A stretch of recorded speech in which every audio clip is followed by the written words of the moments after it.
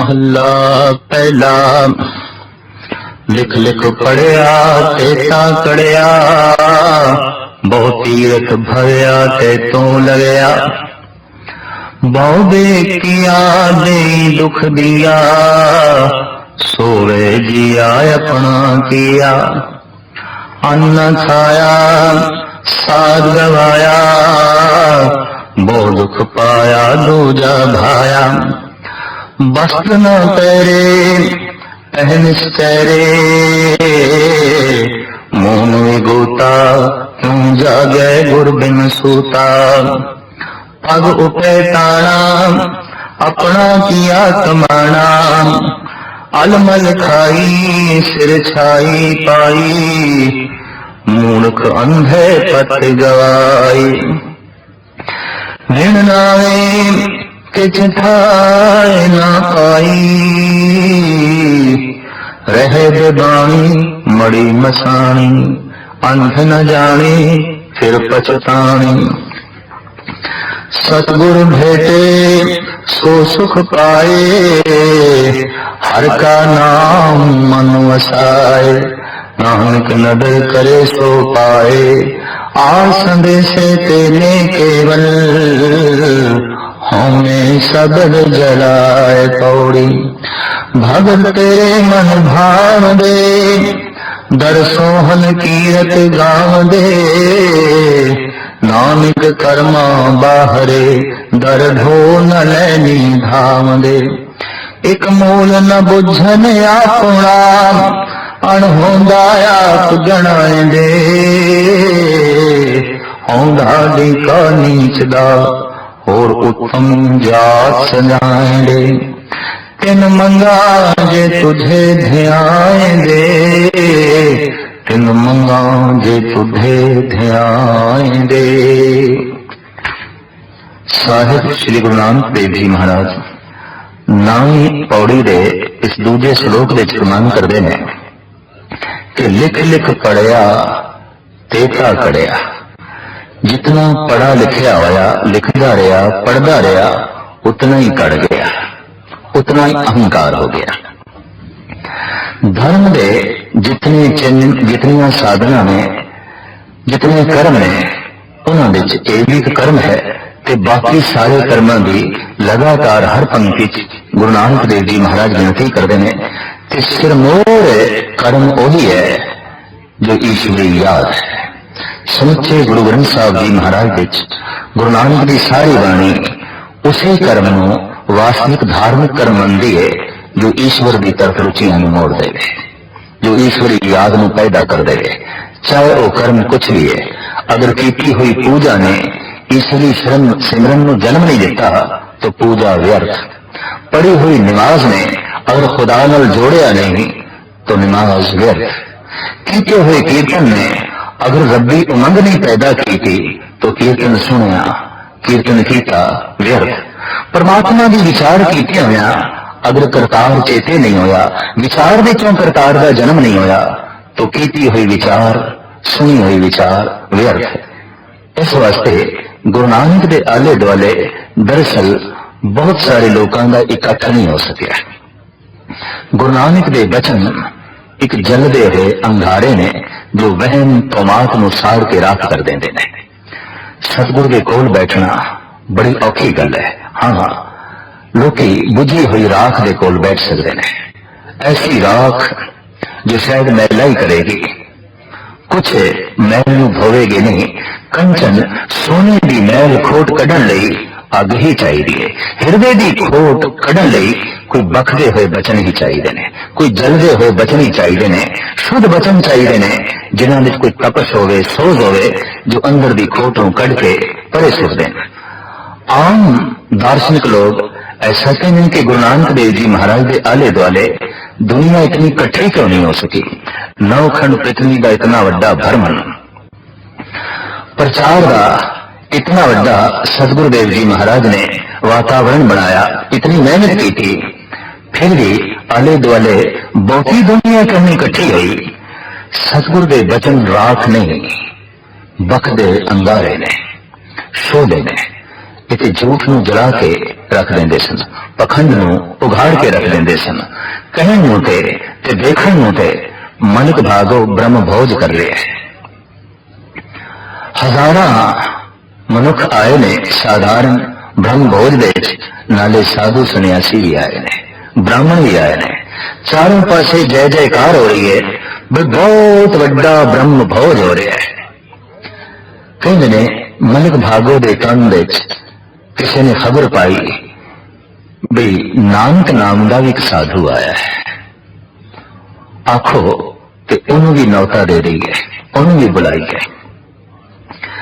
मनक भागो ने कहा, हाँ जब मैं ब्रह्म भोज कर रहा सारे साधुओं ने बुलाया है तो वह क्यों रह जाए, बुलाओ। कहते ने जब एहलकार गुरु नानक नूं बुलाण लई गए ने, सतगुरु इनकारी हो गए। कहने लगे नहीं, ये ब्रह्म भोज थोड़ी है, ये तो ठगी है, ये तो धोखा है। ये उस मनुख का धोखा है जो दुनिया नूं धोखा तो देंदा रहा, हुण दीन नूं धोखा देंदा है। संसार नूं ते धोखा देंदा रहा, हुण निरंकार नूं धोखा देंदा है। बंदियां नूं ते धोखा देंदा रहा, हुण खुदा नूं धोखा देंदा है। पर इनू कौन दसे तू संसार नूं धोखा दे सकदा है, निरंकार नूं नहीं। कि जिथे निरंकार नूं धोखा नहीं दिता जा सकता, जो निरंकार नूं जानदे ने समझदे ने उन्होंने भी धोखा नहीं दिता जा सकता। कहते ने ये वचन जब मलक भागो के कंन विच पए तो वह आप बुलाण लई आया। कहने लगे नहीं महाराज आप चलो। सतगुरुदेव जी महाराज कहने लगे देख ले, सानू ले जाने में खतरा ही खतरा है। जो तू छुपा के रखे है मैं तो सब प्रगट कर देंगा। सोने के अंदर ही खोट छुपी पई होंदी है, अग सोने ने एक पासे करके खोट वक्त कर देंदी है, खोट नूं अलग कर देंदी है। शायद कहने देख ले जो कुछ तू छुपा के रखे है मैं तो उघाड़ के रख देंगा, मैं तो पर्दे एक पासे कर देंगा और तेरे सामने तेरी असली तस्वीर रखांगा। शायद इसलिए अवतारी पुरुषों नूं गुरु जनां नूं दर्पण आख्या गया। दर्पण शीशा, अगले की सही तस्वीर सामने रख देनी। जो शीशा असी देखते हैं ये साडे सिर्फ शरीर की तस्वीर सामने रखता है, जमीर भी नहीं। तन की तस्वीर सामने रखता है, मन भी नहीं। गुरु दे बचन ते गुरु ऐसा है वो ते दर्पण है, जमीर की तस्वीर सामने रख देता है, मन की तस्वीर सामने रख देता है। शायद जिन्हां दे मन बड़े मलीन सन, जिन्हां दे मन बड़े कठोर सन, जिन्हां दे मन दिल दिमाग पत्थर की तरह सन, वो पत्थर इन्हां शीशियां नूं तोड़दे ही रहे हैं। आद काल तो ऐसा देखने दे चाह रहा है। कोई ईसा सूली ते टंगे हुआ है, कोई सुकरात जहर का प्याला पी रहा है, कोई शांति एकता ते मिठास का मुजस्समा गुरु अर्जन देव जी तत्ती तली ते बैठा है। कोई दहली दे चांदनी चौंक दे शहीद हो रहा है। हैरानगी की गल है कि इस तरह के ये महान मनुख सूली ते ने, जेल विच ने, तत्ती तली ते ने, जहर पीण ते मजबूर हो रहे ने। दरअसल दर्पण की तरह सन, ऐसे शीशे जो अगले की तस्वीर उसके सामने रख देंगे सन। कि जब तस्वीर सामने रखी थी, तस्वीर भयानक, तस्वीर डरावनी, उन्होंने अपनी डरावनी तस्वीर में ना सुधारिया, शीशा ही तोड़ के रख दिता ताकि साड़ी भयानकता साढ़े सामने ना आए। ते संत ते वही है जो दर्पण है, अवतार ते वही है जो शीशा है, अगले की तस्वीर अगले के सामने रख ले। इस वास्ते वो बंदे चंगे लगते हैं जो साड़ी माड़ी तस्वीर देते पर्दे पाई जान, वो मनुख बहुत चंगे लगते हैं, प्यारे लगते हैं। कि जदों कोई ऐसा आ जाए पर्दे चुक के एक पासे कर दे तो आखिर तेरी असली सूरत यह है, वो नहीं चंगा लगता। गुरु नानक देव जी महाराज ने कह दिता, जितनी तू अपनी जमीर नो, मन नो, अपने अंतरीर नो छुपाया है अनेका पर्दियां दे नाल, किधरे ब्रह्म भोज नाल, दान नाल, पुन नाल, मैं सारे एक पासे करके तेरी असली तस्वीर तेरे सामने रख देंगा। मैं नहीं आना, मैं तो इस लालो दे घर का कोदरा ही खाना है। सतगुरुदेव जी महाराज एक किरती ते अत्यंत मुफलिस भाई लालो दे घर मेहमान बन के ठहरे हुए सन। लालो कहता है महाराज अज साडे घर खीर बनी है, पूरियां बनिया ने, तरह तरह के होर मिष्टान पकवान बने ने, 36 प्रकार का भोजन बनया है, आप जरूर छको। इस गरीब मुफलिस घर में थानू की मिलना है। साहब कहने लगे यदि रोटी च जो स्वाद है वो तेरे 36 प्रकार के पकवानों विच नहीं है। मन को भागो कहने ने ऐसा हो नहीं सकता, इस रोटी च ऐसा की है। तो सतगुरु ने लालो की रोटी हाथ में चुक ली, आखिया चल ब्रह्म भोज जिथे भंडारा चल रहा से इतने पहुंचे। सतगुरु के अगों थाल विच 36 प्रकार के जब भोजन रखे गए तो महाराज एक पासे मलक भागो दियां पूरियां हाथ विच लेंदे ने, एक हाथ विच लालो दी कोदरे की रोटी लेंदे ने, दोहां नूं जोरदार निचोड़दे ने। एक विचों दुध निकलिया, एक विचों खून निकलिया। सतगुरु कहने लगे मलक भागो मैं खून नहीं पी सकता, मैं दूध ही पी सकता। मैं मलक भागो दे कोदरे की रोटी खा सकता, तेरे 36 प्रकार के पकवान नहीं। याद रखे गरीबों के खून के नाल ही ये तू ब्रह्म भोज कर रहे हैं, ये तू दान कर रहे हैं, अपने आप को पुनीत कहला रहे हैं कि जिहड़ा भंडारा गरीबों के खून के आसरे ते चल रहा है उन्होंने किस तरह धार्मिक कर्म आखोगे। साहिब श्री गुरु नानक देव जी महाराज ने पखंड का यह भांडा फोड़ के गह रख दिता। इस वास्ते इस तरह के जिहड़े पुरुष ने उन्होंने आले दुआले कोई बहुत बड़ा समूह नहीं होता, बहुत बड़ा इकट्ठा नहीं होता, क्योंकि बचन बहुत जलते हुए अंगारे ने झूठ नूं पखंड नूं साड़ के सवा कर देंगे। बाबर नूं गुरु नानक देव जी महाराज ने कह दिता कि बाबर नहीं तू तो जाबर है, पाप की जंज ले काबलों ढाया, जोड़ी मंगे दान वे लालो। जिहड़ा बाबर नूं जाबर आखे ते मलक भागो नूं पखंडी आखे, ये ऐसे बचन ने जिन्हां दे सामने टिकना बहुत औखी गल है। इस वास्ते साहिब श्री गुरु नानक देव जी महाराज के आले दुआले कोई बहुत बड़ा इकट्ठ जमा नहीं हो सकिया। हाँ, राख के आले दुआले बहुत बड़े इकट्ठ देखने को मिलते हैं। क्यों? राख ने कुछ बिगाड़ना नहीं, राख ने कुछ कहना ही नहीं। एक शराबी को भी असीस मिल रही है, एक झूठे को भी असीस मिल रही है, एक भ्रष्ट को, एक अत्यंत नीवे मनुख के सिर से भी हाथ रखा जा रहा है तो उन्होंने भी आख्या जा रहा है जा तू फली बहुत होवे, तेरा मतलब तेरी नीचता फली बहुत होवे, तेरा भ्रष्टपना फली बहुत होवे।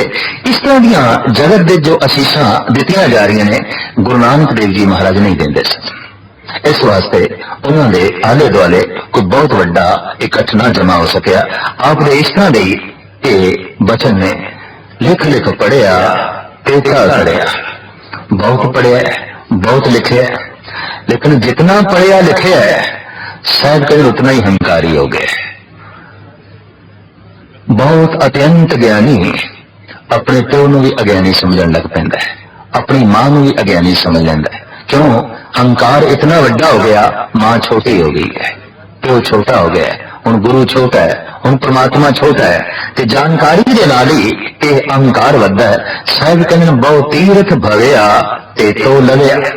दूजा धार्मिक कर्म बहुती तीर्थां ते भ्रमण करके आया है तो हुण नूं करदा फिरदा है, भाव थां थां ते प्रगट करी फिरदा है मैं फलाने तीरथ ते होके आया, फलाने तीरथ ते होके आया। पर सवाल ये पैदा होंदे कि तीर्थां ते हो आना उदों ही सफल है जब तू स्वयं तीरथ बन जाए, तीरथ की तरह बन जाए। तेन वेख के लोगों को पवित्रता का एहसास होवे, तेन वेख के लोगों के अंदर प्रभु चिंतन पैदा होवे, तेन वेख के लोगों के अंदर भी महान होने का भाव पैदा होवे। पर तेन वेख के अगर ऐसा भाव ना पैदा होवे तो फिर तू की तीर्थां ते होके आया है। साहिब कहने तीर्थ जाओ तो हों करते, पंडित पूछो तो माया राते, सो स्थान बताओ मीता, जाके हर हर कीर्तन मीता। गुरु अर्जन देव जी महाराज कहने हे मित्रों मैंने तो वो जगह दसो जिथे हर वक्त हरि दा चिंतन चल रहे होवे, हरि दी गल चल रही होवे और कुछ भी ना होवे। असली तीर्थ वही है जिथे हर वक्त हरि दा चिंतन चले, हरि दा सिमरन चले। इस वास्ते साहिब कहने की तू तीर्थां ते होके आया है, हंकारी हो गया, ਥਾਂ ਥਾਂ ਤੇ ਪ੍ਰਗਟ ਕਰ ਰਹੇ हैं, मैं फलाने तीरथ ते होके आया, फलाने तीरथ ते होके आया, बहु भेख किया देही दुख दिया। तरह तरह का भेख धारण किया, खामाखा देही नूं दुख दिता। कहते ने मनोविग्यानक जो दूजे नूं दुख देण विच असफल रहे ने, वो फिर अपने आप नूं दुख देंदे ने। जो दूजे नूं भुखा मारन विच असफल रहे ने, वो खुद भुखे मरदे ने। जे दूजे नूं भुखा मारना ते दूजे दे तन नूं कष्ट पहुंचाना पाप है, तो फिर अपने तन नूं कष्ट पहुंचाना भी पाप है। शायद कहने अनेकों तरह के भेख धारण किए, जिहदे नाल देही नूं दुख दिता। सो वे जिया अपना किया, हे जी हुण अपना कीता ही पा। देही नूं दुख देण दे जिहड़े तू पखंड रचे ने, ते हुण दुख भोग। अन्न ना खाया साध गवाया, परिपूर्ण परमात्मा ने एक रस पाया है अन्न विच, जगत दे पदार्थां विच, ते तू दावा कीता मैं नहीं छकना, मैं खाने ही नहीं, मैं अन्न छड़ दिता। भगत कबीर जी का कहना है, अन्न छोड़ करे पाखंड, ना सुहागन ना ओरंड। बहुत कीमती वचन है। अन्ने बिना ना होए सुकाल, तजिए अन्न न मिले गोपाल। जिन्हें अन्न का त्याग कर दिता है, उन्होंने किथे गोपाल की प्राप्ति। दरअसल वो इतना बड़ा पखंड कर रहा है, ना वो सुहागन है ना वो रंड है। वो तो धार्मिक पेंडे का पांगे ही नहीं है, वो तो धर्म के मार्ग के चलन का राह ही नहीं है। उन्हें तो हकीकत नूं असलीयत नूं समझिया ही नहीं है। तो साहिब कहन अन्न ना खाया साध गवाया, बहु दुख पाया दूजा भाया। परमात्मा तो बिना होर दूजा ही चंगा लगे। बेख चंगे लगे, वर्त चंगे लगे, तीर्थां दा रटन चंगा लग्या, पढ़ना लिखना चंगा लग्या, लेकिन रब नहीं चंगा लग्या। वो नहीं भाया। पढ़ाई वो सफल हो गई जे परमात्मा भा जाए, तीर्थां दा रटन वो सफल हो गया जे ईश्वर भा जाए, ईश्वर का प्रेम पैदा हो जाए। तरह तरह के भेख ते दिता हुआ देही नूं दुख भी सफल हो गया जे ईश्वरी प्रेम पैदा हो गया। ते जे ईश्वरी प्रेम पैदा ही नहीं होया, दूजा ही पाउंदा ही पे, तो देही नूं जो दुख दिता है और जो अन्न नहीं खाता, दरअसल ये ईश्वरी नियम की उल्लंघना की है। और इस तरह के अनेक जिहड़े कर्म किए ने, वो खामा शरीर का बोझ बढ़ाया। वस्त्र न पैरे एवं सकेरे, मोन विभूता क्यों जागे गुरबिन सूता। साहिब कपड़े नहीं पहनता, नगन फिरदा है, ते नगन होने का भी हंकार। मनुख ऐसा है कि पहले ते लखां करोड़ां जो कोल ने ओदा हंकार, ते जे ओ त्याग दिता है ते हुण त्याग दा हंकार। जो सुंदर वस्त्र पहने हुए ने एदा हंकार, ते जे वस्त्र त्याग दिते ते हुण त्याग दा हंकार। ये मूल रूप दिख रहा है। जो वस्तु कोल है ओदा हंकार, जो वस्तु त्याग दिती है फिर हुण उसका हंकार।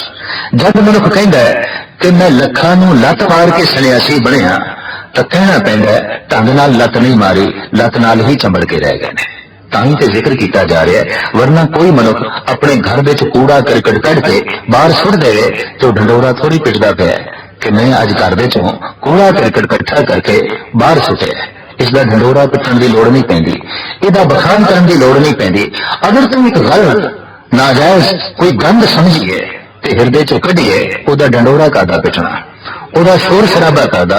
ये शोर शराबा ही दसदा है कि तेनू मिलिया कुछ नहीं, तेनू प्राप्त होया कुछ नहीं। शायद दिन रात जलदा फिरदा हंकार विच, कहंदा मैं कि कपड़े पहनदा ही नहीं, खामखा दुख उठा रहा है सर्दी का गर्मी का। मौन भी गुरता क्यों जागे गुरबिन सूता। लंबा मौन धारण किया है, बोलना ही नहीं। हकीकत है अगर वाकई मौन नाल परमात्मा मिलता तो ईश्वर ने जबान देनी ही नहीं सी। फिर दरख्त सारे ही मौनी ने, जीव तो इन्हां दे च भी है, बोलते हो नहीं ने। इन्हों तो प्रभु मिलना ही चाहिए, परमात्मा मिलना ही चाहिए। साहिब कहने ये हुण गुरु दे मत तो बिना, गुरु की शिक्षा तो बिना किवें जागे कि केवल मौन धारण करने नाल प्रभु की प्राप्ति नहीं है, परमात्मा की प्राप्ति नहीं है। जबान नूं तो चुप कर छड़िया, मन अंदर बोलता पिया है।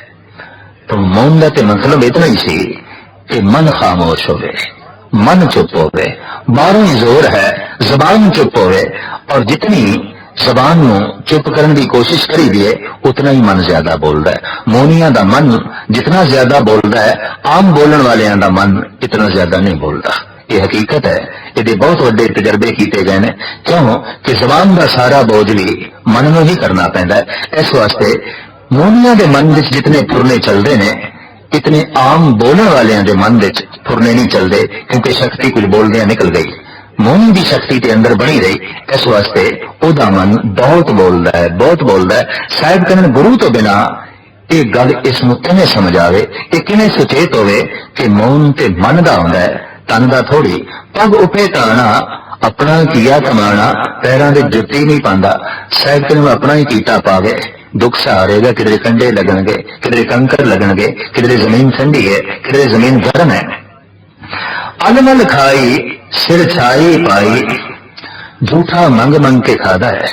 सिर विच स्वाह पाई है, सुचे भोजन का त्याग करके, किरत विरत तो बने भोजन का त्याग करके, घर घर दे टुकड़े मंग के जो झूठे परूते उन्हें खा दिया और सिर विच स्वाह पाई। इस ढंग नाल जीवन बतीत किया ते आख्या मैं धार्मिक कर्म कर रहा। साहब कहने नहीं, धार्मिक कर्म नहीं करया, वास्तव तू सिर विच स्वाह ही पाई है और कुछ नहीं है। मूर्ख अंधे पत गवाई, इस तरह के अज्ञानी ने, इस तरह के मूढ़ ने अपनी इज्जत ही गवा ली। अध्यात्मिक शांति प्राप्त ना हुई, देख ही देख रह गया। विण नावे किछ थाए ना पाई, नाम तो बिना दरगाह विच थां की प्राप्ति होई ना, टिकाणे की प्राप्ति होई ना। होर किहड़े धार्मिक कर्म करदा रहा, रहे बिबाणी मड़ी मसाणी, मसाणा दे च रात कटनी, मसाणा दे च ही रहना, बियाबान जंगल दे च ही रहना। अंध न जाने फिर पछताने, इस अंधे नूं कौन दसे, हकीकत तू जानी नहीं, पछतावा तेरे कोल रहेगा। मसान विच रहने का की मतलब, लेकिन साडे देश विच लोग इस ढंग की साधना भी करते रहे।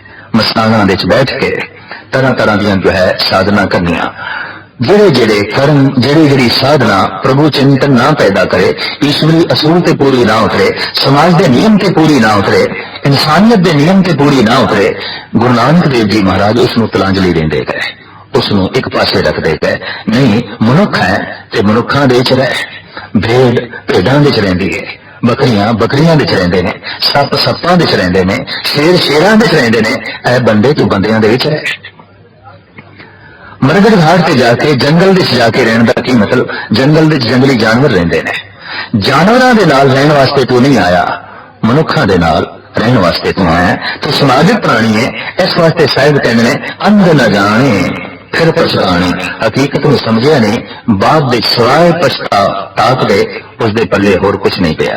ये सूझ समझ कह मिले आप रस्ते ने, सतगुरु भेटे सो सुख पाए, हर का नाम मन वसाए।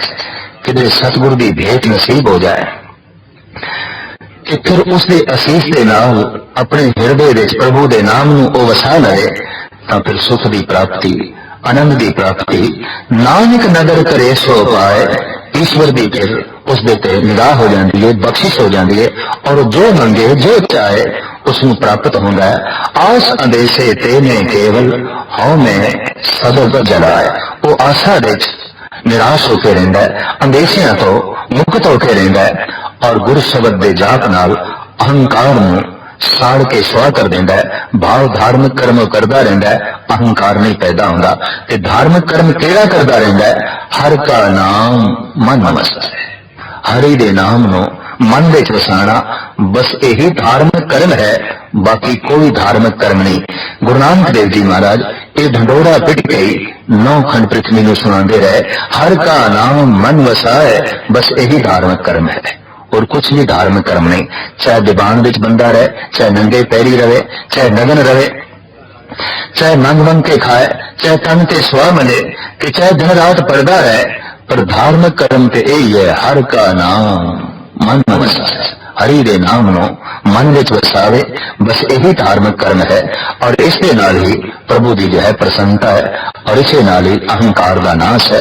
2 श्लोकां नाल जुड़ी हुई है पौड़ी, भगत तेरे मन भाव दे, दर सोहन कीरत नाम दे।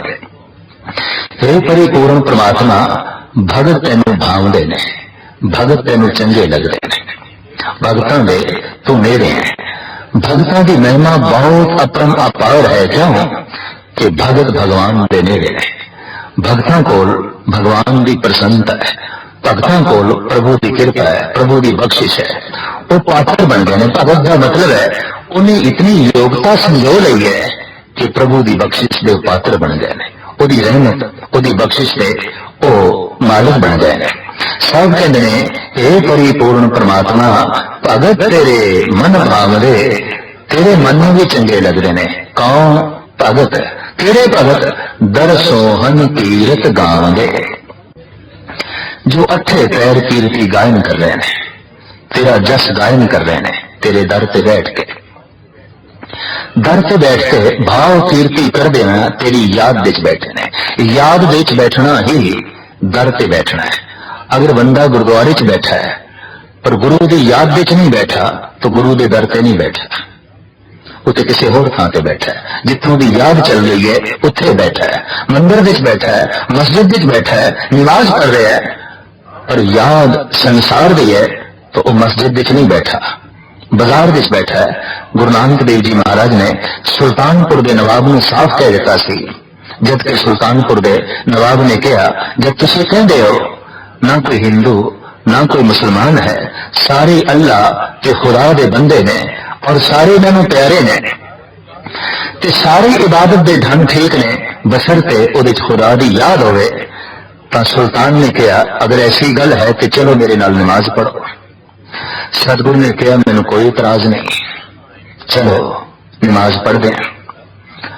और ये इतिहासक स्थान सुल्तानपुर दे अजे भी बने पे हैं। महाराज सुल्तानपुर दे नवाब दे नाल चले गए, लेकिन हकीकत है जैसे सुल्तान नमाज पढ़न लगा सतगुरु खड़े ही रहे। तो सुल्तान किसी किसी वक्त अख खोल के देखता है कि गुरु नानक नमाज नहीं पढ़ रहे, न बैठ रहे हैं, न उठ रहे हैं, न सजदा कर रहे हैं। कहते ने नमाज पढ़ने के बाद नवाब औखा होया, आखन लगा, महाराज तुसीं कहा सी मेरे नाल नमाज पढ़ोगे पर पढ़ी नहीं।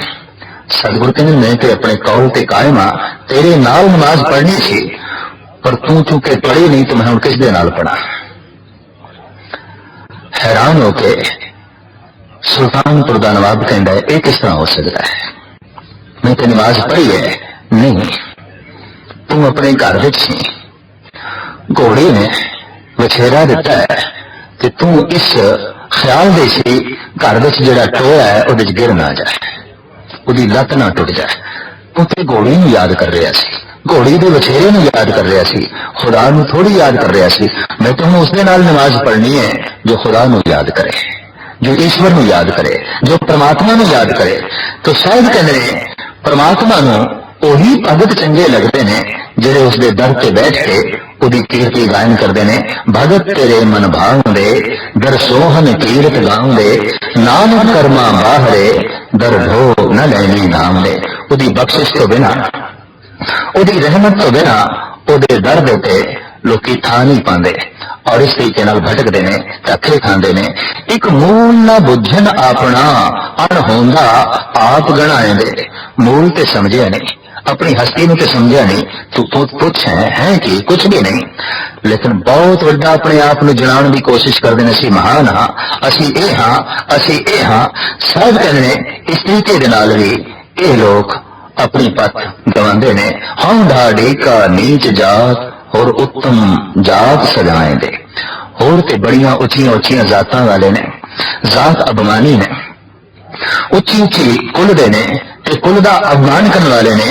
हे प्रभु, मैं ते तेरे दर दा एक नीच ढाडी हाँ, गायक हाँ, गान वाला, तेरी उस्तति करने वाला, तेरी कीर्ति करने वाला एक नीच ढाडी हाँ। ते मेरी मंग है तीन मंगा जे तुझे ध्यान दे। मेरी मंग ये है जो तेरा चिंतन करते ने, जो तेन याद करते ने।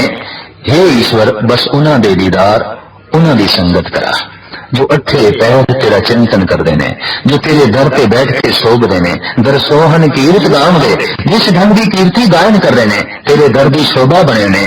ए प्रभु रहमत कर, मैनू उन्हां दे दीदार करा, मैनू उन्हां दे दर्शन करा। श्लोक महला पहला। पढ़ पढ़ गड्डी लदिए, पढ़ पढ़ भरिए साथ, पढ़ पढ़ बेड़ी पाइए, पढ़ पढ़ गड्डिए खात। पढ़ गए जेते बरस बरसे, पढ़िए जेते मास, पढ़िए जेती आरजा, पढ़िए जेते सास। नानक लेखे एक गल, होर हों में झकना झाक।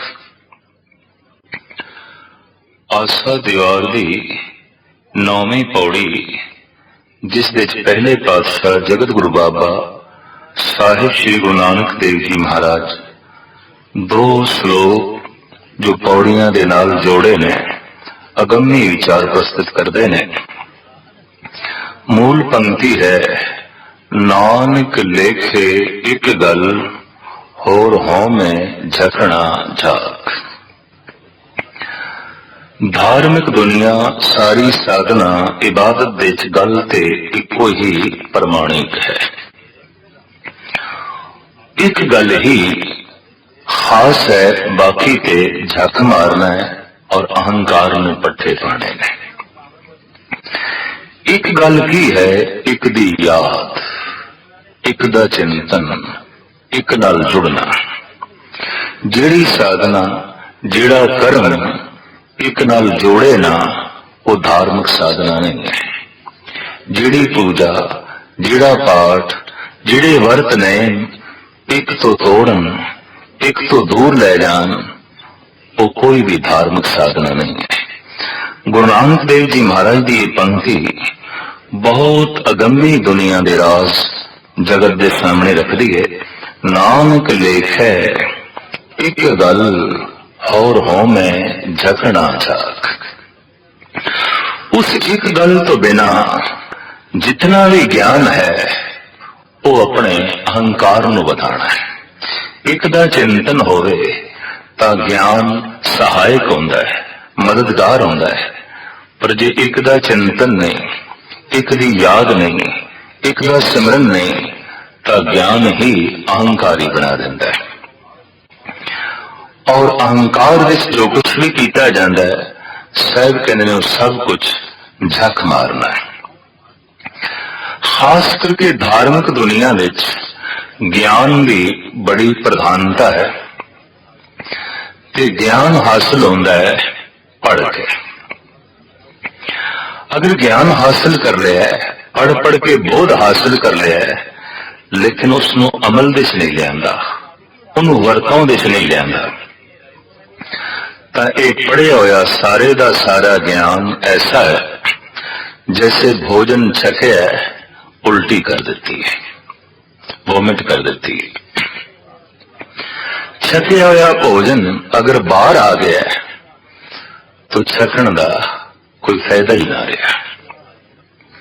छकिया होया ते ओही भोजन सकारत है जो पच गया है, जो शरीर दे जाके रस बने है, मिंज बने है, खून बने है, शरीर की तवानाई बने है, ताकत बने है। पर जे उल्टी ही हो गया है तो छकन की मेहनत भी व्यर्थ ते खामा-खा उल्टियां की तकलीफ भी सहारी। इसी तरीके नाल पढ़ाई ज्ञान अगर अमल दे च लिया जाए तां ते नाम रस बन जाता है, भक्ति रस बन जाता है, रूहानी ताकत बन जाता है, ईश्वरी सरूर बन जाता है। पर जे चिंतन ना होवे तां यही ज्ञान थकेवा अकेवा बन के हंकार दा फितूर बन जाता है। और ये फिर सब कुछ गुरु नानक देव जी महाराज कहते हैं ऐसा होता है जैसे झक ही मारी गई है। झक मारना वो होता है कीता बहुत कुछ है, पल्ले कुछ भी नहीं गया। इस वास्ते बहुत कुछ करके जब किसी को कुछ पल्ले नहीं पैंदा तो वह कहता मैं झक ही मारदा रहा, झक ही छकांदा रहा, मेहनत बहुत की थी, पुरुषार्थ बहुत किया, पल्ले कुछ नहीं पिया, ते जब पल्ले ही कुछ नहीं पिया तो झक ही मारिया होर की। तो साहिब कहने उस एक दे चिंतन तो बिना, एक दी याद तो बिना, एक दे सिमरन तो बिना, एक नाल जुड़े बिना जितना ज्ञान है ये झक मारना है। ज्ञान हासिल करने का तरीका ते पढ़ाई है। तो महाराज कहने ने पढ़ पढ़ गड्डी लदिए, पढ़ पढ़ भरिए साथ, इतना पढ़िए कि किताबां नाल गड्डियां दियां गड्डियां लदियां जान। प्राचीन समय विच लोकी अपनी विद्या का ढंडोरा पिटण लई जद एक थां तो दूसरी थां ते जांदे सन तां ज्ञान दे तमाम ग्रंथां दे ढेर भी नाल लैके चलदे सन। ईरान दे आलम उठां दे उत्ते लद के चलदे सन। हिंदुस्तान दे विद्वान बैल गड्डियां दे उत्ते धर्म ग्रंथां नूं लद के एक शहर तो दूजे शहर, दूजे तो तीजे, तीजे तो चौथे पहुंचना। जब गड्डियां दियां गड्डियां धर्म ग्रंथां दियां लदियां होइयां कोई देखदा सी तां दुनिया कह उठदी सी बड़ा विद्वान आया है, बहुत वड्डा आलम आया है, ਇਹਦੇ ਨਾਲ ਬਹਿਸ ਕਰਨੀ ਬਹੁਤ ਔਖੀ ਹੈ, ਇਹਦੇ ਨਾਲ ਵਿਚਾਰ ਵਟਾਂਦਰਾ ਕਰਨਾ ਬਹੁਤ ਔਖਾ ਹੈ। ਗਜ਼ਬ ਦੀ ਗੱਲ ਤੇ ਇਹ ਹੈ ਕਿ ਵਿਚਾਰ ਸੀ ਪ੍ਰਮਾਤਮਾ ਦੀ ਪ੍ਰਾਪਤੀ ਲਈ, ਲੇਕਿਨ ਵਿਚਾਰ ਵੀ ਜਿੱਤ ਹਾਰ ਦਾ ਕਾਰਨ ਬਣ ਗਈ। ਵਿਚਾਰ ਵੀ ਇਸ ਵਾਸਤੇ ਹੁਣ ਦੂਜੇ ਨੂੰ ਹਰਾਣਾ ਹੈ ਤੇ ਮੈਂ ਜਿੱਤਣਾ ਹੈ, ਤੇ ਜੇ ਤਲਵਾਰ ਵੀ ਇਸ ਵਾਸਤੇ ਹੈ ਮੈਂ ਦੂਜੇ ਨੂੰ ਜਿੱਤਣਾ ਹੈ। अगर विचार भी इस वास्ते है तो फिर विचार ते तलवार विच कोई फर्क रह नहीं जाता। तलवार अगले दा गला कटन लई गए, विचार अगले दा दिमाग कटन लई गए। तलवार अगले दा सिर जमीन ते गिराण लई गए, विचार अगर अगले दा सिर झुकाण लई बन गई है तो फिर दोवें घातक ने, दोवें हानिकारक ने, दोई मनुखता दे लई बोझ ने। प्राचीन जमाने कोई तलवार लेके घूमदा सी दूजियां दे गले कटन लई, कोई विचार लेके घूमदा सी दूजियां दे सिर झुकाण लई। एक दौर सारी दुनिया विच ऐसा लंघिया जद बहस मुबासे बहुत होंदे सन, और जिस तरह तलवार दे धनी ऐलानिया कहंदे सन साडे नाल आके कोई मुकाबला करे। साडे देश विच बकायदा अश्वमेध यज्ञ होंदे सन, घोड़ा छड़ दिता जांदा सी ते इहदा इह मतलब होंदा सी हुण जेड़ा पकड़े वो साडे नाल जंग करे, युद्ध करे। ये घोड़ा छड़ना ऐलाने जंग होंदा सी, पर फर्क सिर्फ इतना सी हुण जेड़ा पकड़े ओदे नाल जंग होवेगी। जिथों जिथों घोड़ा लंघ जांदा सी ओ धरती उस स्थान दे राजे महाराजे अश्वमेध यज्ञ करने वाले दी ताबिया विच रहिंदे सन। ये अपनी तलवार दा जोर थां थां ते दिखाण दा एक तरीका हुंदा सी, और जद कोई घोड़ा पकड़ लेंदा सी घमसान दा युद्ध हो जांदा सी, गले बेशुमार कट जांदे सन। तो मनुख दे हथ दे जद तलवार आई ते वो तलवार दा धनी बनिया तो उसने इसको यह कम लिया कि गले कटने ने। ते जद बंदे को विचार आई, ये भी एक शक्ति सी, ये भी एक ताकत सी, तो हुण गले झुकाने ने, हुण सिर झुकाने ने। तो किसी का सिर झुकाना भी किसी का सिर कटना ही है, और कुछ नहीं। कट के भी सिर धरती ते पैंदा है, झुक के भी सिर धरती ते पैंदा है, और ये दोवें हिंसा ही है। चाहे हिंसा तलवार नाल कीती जाए, चाहे विचार नाल कीती जाए। देखण विच आया है कोई लिख के हिंसा करदा है, कोई बोल के हिंसा करदा है, और कोई तरह तरह दे फिलसफे विचारां दे नाल दूजियां दे विचार खंडन करने की कोशिश करदा है, दूजियां दी ज़मीर ते चोट मारन की कोशिश करदा है। विचार इस लई नहीं सी, विचार ते सी जलदा होया दीपक ਜਿਹਦੇ ਨਾਲ ਮਾਰਗ ਨੂੰ ਵੇਖਿਆ ਜਾ ਸਕੇ, ਘਰ ਵਿੱਚ ਚਾਨਣਾ ਹੋਵੇ। ਲੇਕਿਨ ਬਦਕਿਸਮਤੀ ਬਹੁਤ ਸਾਰੇ ਵਿਚਾਰਕਾਂ ਨੇ ਇਸ ਦੀਵੇ ਨਾਲ ਆਪਣੇ ਘਰ ਸਾੜੇ ਨੇ, ਲੋਕਾਂ ਦੇ ਘਰ ਸਾੜੇ ਨੇ। ਤੇ ਸਾਹਿਬ ਕਹਿੰਦੇ ਨੇ ਪੜ ਪੜ ਗੱਡੀ ਲੱਦੀਏ, ਪੜ ਪੜ ਭਰੀਏ ਸਾਥ। ਜੇ ਧਰਮ ਗ੍ਰੰਥਾਂ ਦੀਆਂ, ਗਿਆਨ ਦੀ ਪੁਸਤਕਾਂ ਦੀਆਂ ਗੱਡੀਆਂ ਵੀ ਲੱਦ ਲਈਏ, ਤੇ ਚਾਹੇ ਢੇਰਾਂ ਦੇ ਢੇਰ ਇਕੱਠੇ ਕਰ ਲਈਏ, ਇੱਕ ਇੱਕ ਪੰਕਤੀ ਨਾਲ ਇਹ ਪੰਕਤੀ ਜੁੜੇਗੀ। ਨਾਨਕ ਲੇਖੇ ਇੱਕ ਗੱਲ, ਹੋਰ ਹੋਵੇਂ ਜਕਣਾ ਜਾਗ।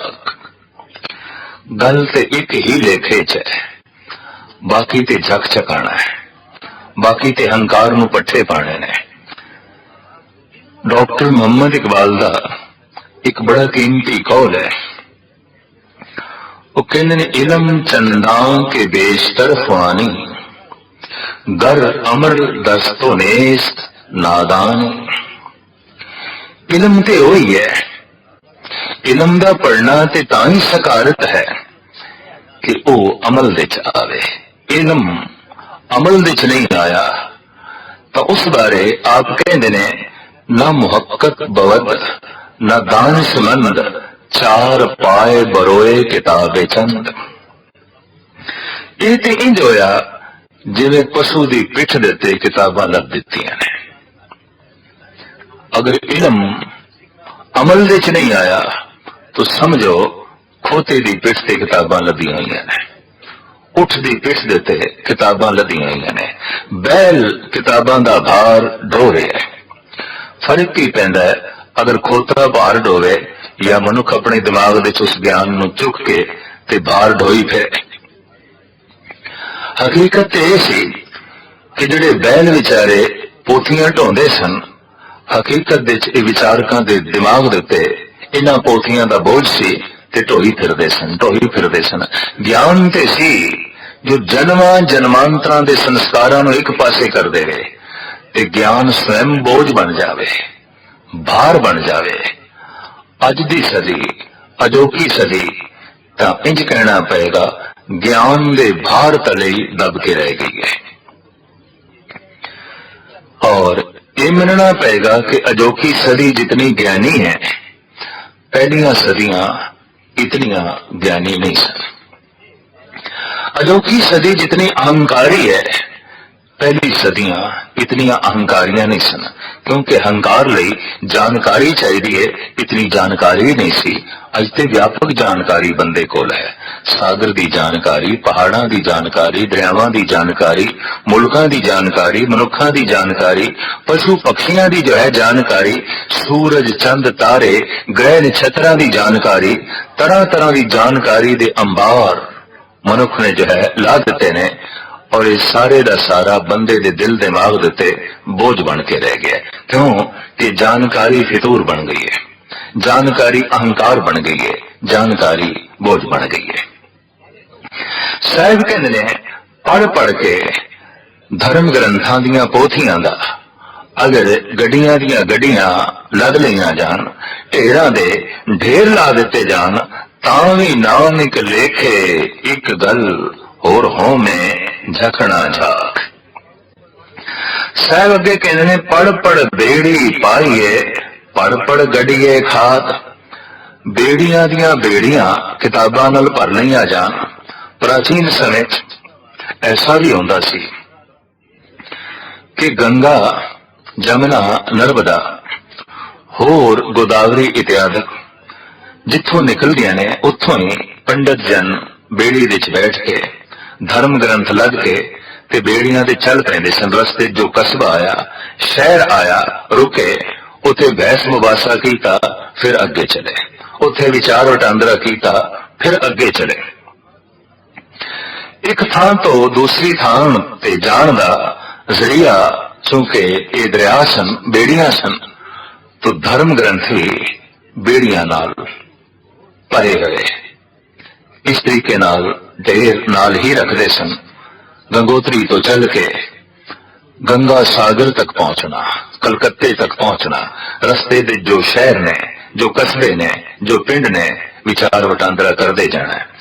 ਤੇ ਗਜ਼ਬ ਦੀ ਗੱਲ ਇਹ ਆਉਂਦੀ ਸੀ ਕਿ ਵਿਚਾਰ ਦੇ ਵਿੱਚ ਜਿਹੜਾ ਹਾਰ ਜਾਂਦਾ ਸੀ ਉਸਦੇ ਸਾਰੇ ਧਰਮ ਗ੍ਰੰਥ ਖੋਹ ਲਏ ਜਾਂਦੇ ਸਨ, ਉਹਦੀਆਂ ਸਾਰੀਆਂ ਕਿਤਾਬਾਂ ਖੋਹ ਲਈਆਂ ਜਾਂਦੀਆਂ ਸਨ। ਇਸ ਤਰੀਕੇ ਨਾਲ ਬੇੜੀਆਂ ਦੇ ਵਿੱਚ ਕਿਤਾਬਾਂ ਦਾ ਢੇਰ ਲੱਗਦਾ ਜਾਂਦਾ ਸੀ। ਜੋ ਉਸਨੇ ਲਿਖਿਆ ਹੁੰਦਾ ਸੀ, ਜੋ ਉਸਨੇ ਕਿਤਾਬਾਂ ਪੜ੍ਹੀਆਂ ਹੁੰਦੀਆਂ ਸਨ, ਸਭ ਉਸਦੇ ਕੋਲ ਖੋਹ ਲਿਆ ਜਾਂਦਾ ਸੀ। ਗਿਆਨ ਚਰਚਾ ਦਾ ਮਤਲਬ ਇਹ ਸੀ ਕਿ ਹੁਣ ਜਿਤਨਾ ਤੇਰੇ ਕੋਲ ਗਿਆਨ ਦਾ ਸਾਧਨ ਹੈ ਇਹ ਖੋਹ ਲਿਆ ਜਾਏਗਾ। ਦੋ ਤਲਵਾਰ ਦੇ ਧਨੀ ਪੁਰਾਣੇ ਸੂਰਮੇ ਜਦ ਲੜਦੇ ਸਨ, ਰਾਜੇ ਮਹਾਰਾਜੇ, ਜਿਹਦੀ ਤਲਵਾਰ ਟੁੱਟ ਗਈ, ਜਿਹਦੀ ਤਲਵਾਰ ਗਿਰ ਗਈ, ਉਹਦੀ ਸਲਤਨਤ ਖੋਹ ਲਈ ਜਾਂਦੀ ਸੀ, ਉਹਦਾ ਰਾਜਪਾਟ ਖੋਹ ਲਿਆ ਜਾਂਦਾ ਸੀ। ਹੂ ਬਹੂ ਇਹੀ ਨਿਯਮ ਵਿਚਾਰ ਦੀ ਦੁਨੀਆ ਦੇ ਚੱਲਦਾ ਰਿਹਾ। ਵਿਚਾਰ ਵਟਾਂਦਰਾ ਕਰਦਿਆਂ ਕਰਦਿਆਂ ਜੋ ਹਾਰ ਗਿਆ, ਉਹਦੇ ਵਿਚਾਰ ਦੇ ਗ੍ਰੰਥ, ਉਹਦੇ ਵਿਚਾਰ ਦੇ ਸਾਧਨ ਸਾਰੇ ਖੋਹ ਲਏ ਜਾਂਦੇ ਸਨ। ਇਸ ਤਰੀਕੇ ਨਾਲ ਭਾਰਤ ਦੇਸ਼ ਵਿੱਚ ਹੀ ਨਹੀਂ, ਸਮੁੱਚੀ ਦੁਨੀਆ ਵਿੱਚ ਸਿਰਫ ਤਲਵਾਰ ਦੇ ਨਾਲ ਹੀ ਹਿੰਸਾ ਨਹੀਂ ਚੱਲਦੀ ਰਹੀ, ਵਿਚਾਰ ਦੇ ਨਾਲ ਵੀ ਬਹੁਤ ਵਿਆਪਕ ਰੂਪ ਦੇ ਵਿੱਚ ਹਿੰਸਾ ਚੱਲਦੀ ਰਹੀ ਹੈ। ਔਰ ਹੈਰਾਨਗੀ ਦੀ ਗੱਲ ਇਹ ਹੈ, ਤਲਵਾਰ ਸੀ ਆਪਣੀ ਰੱਖਿਆ ਲਈ, ਹਿੰਸਾ ਲਈ ਨਹੀਂ।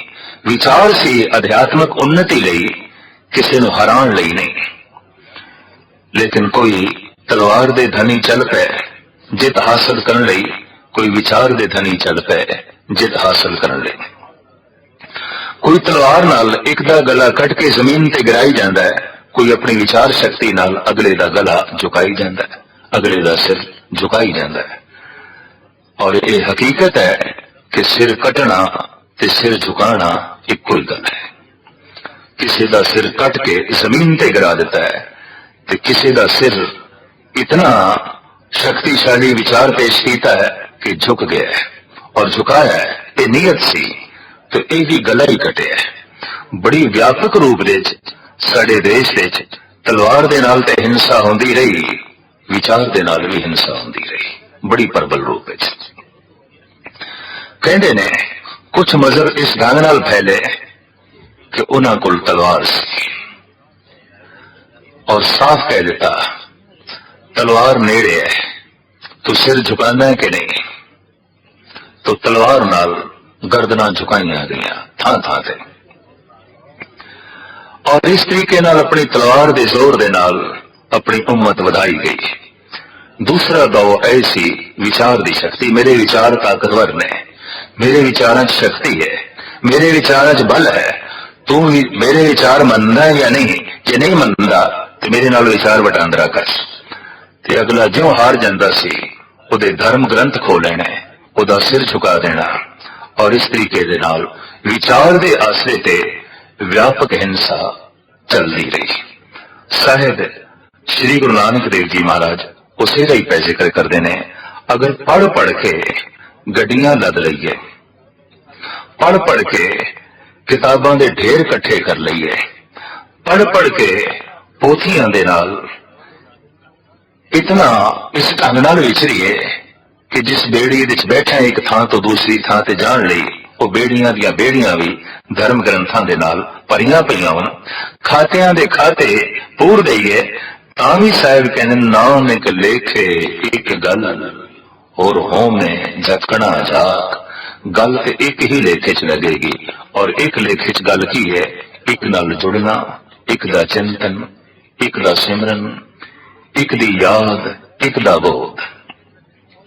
साहब अगे चल के कहते ने पढ़ पढ़ बेड़ी पाइए, पढ़ पढ़ गढ़िए खाद, पढ़िए जेते बरस बरस, पढ़िए जेते मास। ऐसी भी पढ़ाइयां ने और अज भी ने धार्मिक, जिन्हां दे पढ़न लई 35-40 साल की जिंदगी चाहिए। जीवन दा अद्धा समा अगर पढ़न दे विच ही लंघ गया, सिर्फ पढ़न दे तो बाकी जो जीवन बचता है उन्होंने अमल दे लियाण लई बहुत औखियाई इकट्ठी होगी। कारण कि 40 साल दे संस्कार सिर्फ पढ़न दे वो इतना गुबार वधा देंगे, वो इतना फितूर वधा देंगे, वो इतना अहंकार वधा देंगे कि उस इलम नो अमल दे लियाना ही कठिन हो जाएगा। इस वास्ते दुनिया भर के आलमा ने कहा नाल इलम हासिल करते जाओ, उसे इलम नो ਉਸੇ ਵਕਤ ਹੀ ਅਮਲ ਵਿੱਚ ਲਿਆਂਦੇ ਜਾਓ, ਤਾਂ ਹੀ ਉਹ ਸਾਰਥਕ ਹੈ। ਜਿਹੜਾ ਭੋਜਨ ਛਕ ਰਹੇ ਹਾਂ ਇਹ ਸਹਿਜੇ ਸਹਿਜੇ ਉਸੇ ਸਮੇਂ ਤੋਂ ਹੀ ਹਜ਼ਮ ਹੋਣਾ ਚਾਹੀਦਾ ਹੈ, ਹਜ਼ਮ ਹੋਣਾ ਸ਼ੁਰੂ ਹੋਣਾ ਹੀ ਚਾਹੀਦਾ ਹੈ। ਅੱਜ ਥਕੀ ਹੈ ਭੋਜਨ ਤੇ 40 ਸਾਲ ਤੋਂ ਬਾਅਦ ਹਜ਼ਮ ਹੋਵੇ, 40 ਸਾਲ ਉਸ ਦਾ ਬੋਝ ਉਠਾਉਣਾ ਤੇ ਮੌਤ ਹੋ ਜਾਏਗੀ, ਮਨੁੱਖ ਜੀ ਨਹੀਂ ਸਕੇਗਾ। ਅਸੀਂ ਦੇਖਦੇ ਹਾਂ ਕਿ ਭੋਜਨ ਖਾਦਾ ਅਗਰ ਉਹ ਪੇਟ ਦੇ 4 ਦਿਨ ਵੀ ਪਿਆ ਰਿਹਾ ਕੋਈ ਰੋਗ ਨੂੰ ਪੈਦਾ ਕਰੇਗਾ, ਮੰਜੇ ਤੇ ਲਿਟਾ ਦੇਗਾ, ਮਨੁੱਖ ਦਾ ਚੱਲਣਾ ਔਖਾ ਹੋ ਜਾਏਗਾ। 40 ਸਾਲ ਦਾ ਗਿਆਨ ਔਰ ਇਤਨਾ ਵੱਡਾ ਗੁਬਾਰ ਉਹਨੂੰ ਅਮਲ ਵਿੱਚ ਲਿਆਂਦਾ ਹੀ ਨਹੀਂ ਤਾਂ ਅਧਿਆਤਮਕ ਮੌਤ ਤੇ ਹੋ ਹੀ ਜਾਏਗੀ। इकबाल शायद तद ही कहने निकल जा अकल से आगे के ये नूर चिरागे राह है मंजिल नहीं है। एक रस्ते की रोशनी है, मंजिले मकसूद नहीं है। भगत कबीर भी कहते हैं कि हिरदे कपट मुख ज्ञानी झूठे कहां बिलोवस पानी। जो ज्ञान अमल विच नहीं आया, कबीर कहते हैं ये पानी का रिड़कना है, सिर्फ पानी का रिड़कना। और बंदा पानी दे रेड़का पाई जावे मक्खन ते निकलना ही नहीं, हकीकत है और ये बहुत बड़ी सच्चाई है। एक शब्द है गुरु ग्रंथ साहब जी महाराज दे जो भगत कबीर ते गुरु अर्जन देव जी महाराज का इकट्ठा ही लिखे हुआ है। कुछ शब्द ऐसे हैं कि भगतां दे गुरुआं दे इकट्ठे ही ने। इस शब्द का सिरलेख है गौड़ी श्री कबीर जी नाल रलाए लिखिया महला पंजवा।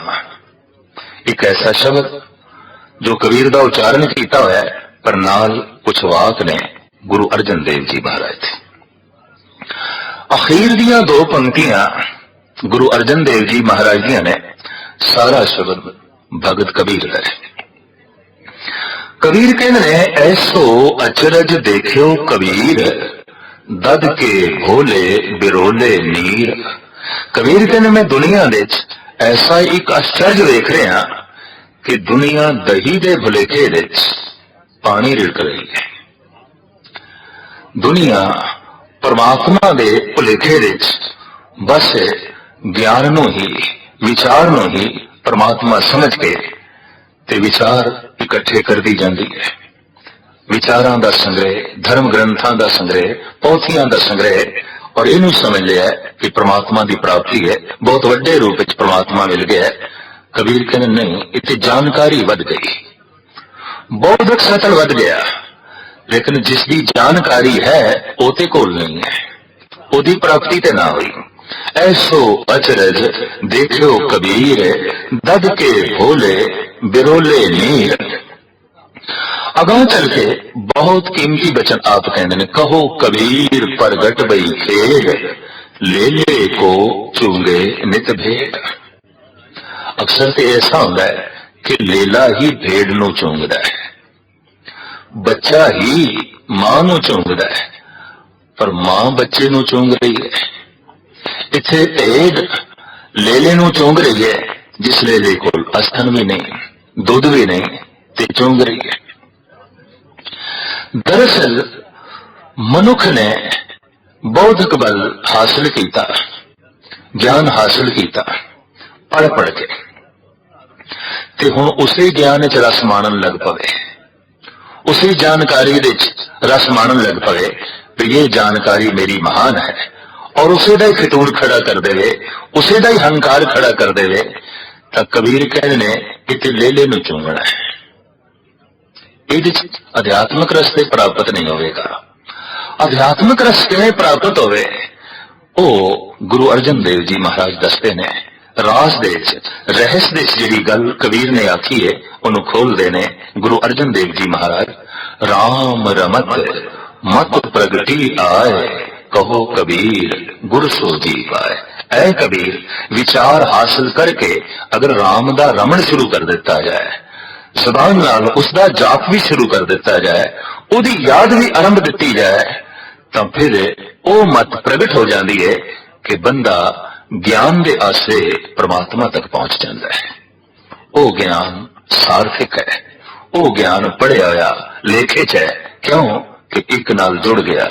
ਤੇ ਜੇ ਇੱਕ ਨਾਲ ਜੁੜਿਆ ਹੀ ਨਹੀਂ, ਇੱਕ ਦਾ ਚਿੰਤਨ ਨਹੀਂ, ਤਾਂ ਸਾਰਾ ਪੜਿਆ ਲਿਖਿਆ ਸਿਵਾਏ ਹਉਮੈ ਦਾ ਹੀ झक मारना है, फितूर नूं जो है इकट्ठा करना है, और कुछ नहीं।